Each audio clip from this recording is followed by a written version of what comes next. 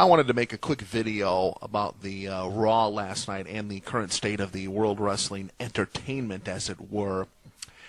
It looks like we're going to have a double main event at WrestleMania. And I could be wrong. A lot could happen from now until then. But it looks like we're going to have a double main event of John Cena versus Edge for the World Heavyweight Championship. And we're going to see Randy Orton take on Triple H for the WWE Championship. Once again, as I said before, there's still time it could change, but that's what it looks like we're going to get. And to which I say, boring. Who cares? How many times are we going to have to see the same boring matches over and over again? How many times have we seen John Cena and Edge? How many times have we seen Triple H against Randy Orton? How many times? 50? 100?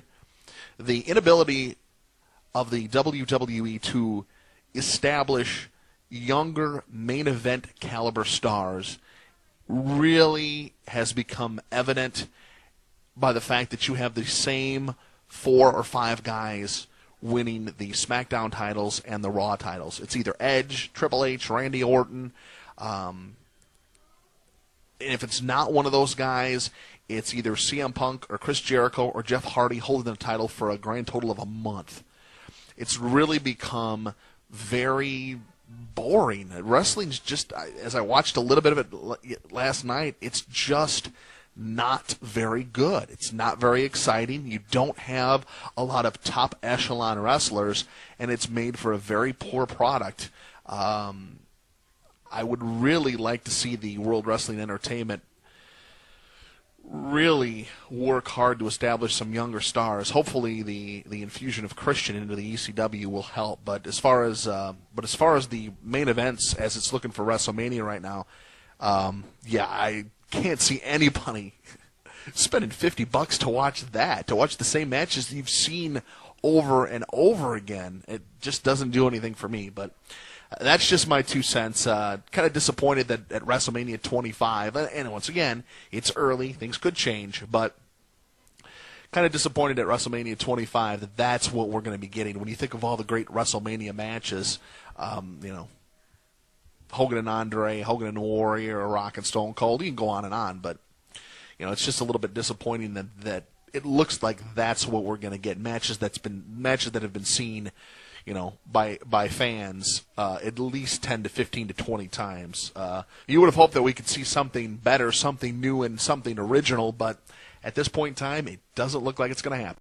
Another great video by Spinnernet talking about title reigns and devaluing the WWE Championship and the World Heavyweight Championship.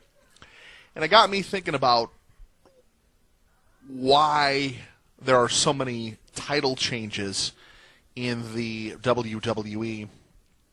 In my last video, I talked about the brand split, but one thing that I've been thinking about, and I really believe is the reason behind so many title changes, is the fact that the WWE has done a very, very poor job in cultivating young stars and getting them to the main event level.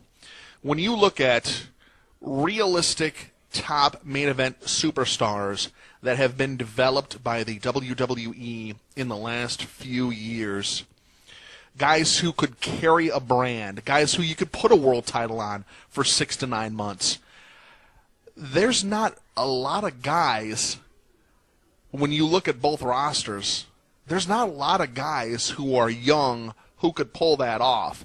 Maybe John Cena, Randy Orton, certainly. Apparently not Edge, because if it was Edge, he'd hold the title more than 3 weeks, as he's done on 3 or 4 different occasions. So they apparently don't see Edge as someone who can carry a brand. That's not coming from me. That's coming from them. The proof's in the pudding right there. They don't put the belt on him very long, and apparently they have a reason why, as to why they don't do that. So you can't really say Jeff Hardy because he hasn't had a title run of any consequence. You can't say CM Punk. We all know what a disaster his title run was. So when you look around at the up-and-coming guys or guys that the WWE has tried to cultivate, you go back really to John Cena and Randy Orton, And that's really about it. And considering over that time frame, I mean, we're talking 5, 6, 7 years, that's a very poor job. If that's the only two that you've got that you're willing to trust with the title for any length of time, that's bad. I don't see how anyone could see that as good. That's a tremendous failure on Vince McMahon's part to cultivate young stars, to bring them up to main event level. And I think you see a lot of the different title changes because you just don't have a lot of younger guys ready to step up and take the mantle and hold a title for 6 months, hold a title for 8 months. So I think a lot of it has to do with that. And I think hopefully with Christian coming in to the ECW, hopefully, and keep our fingers crossed here, hopefully that is going to be another young star they can add to the world title mix, and hopefully in a year or less than a year, Christian will get himself a nice, at least 6-month title run either on Raw or SmackDown. Hopefully the WWE is going to use Christian and ECW as a training ground to really get up to speed on getting some young stars up to that main event level, because I think what we're seeing now and why it's so watered down and not a great product right now is the chickens have come home to roost. There's just not a lot of young stars at that main event level that they have developed, and I think that needs to change. This video is in response of Spinnernet's video on Edge and the fact that he's won 8 world titles in about 37 months. A very good video. I'm going to post a link to it on the site, but a very good video and one that I agree with 100%. I don't know what it accomplishes giving Edge the title 8 times in 37 months, and I thought the most interesting statistic on all of those was the fact that he's had 4 of those title reigns, 4 of the 8 have lasted under a month, which, why bother giving it to him in the first place if he's going to lose it 3 or 4 weeks later? It just to me doesn't make any sense. And I was kind of thinking about, okay, what's the cause of it? What's the reason? And I think a lot of it goes back, not all of it, but I think a lot of it goes back to the brand split.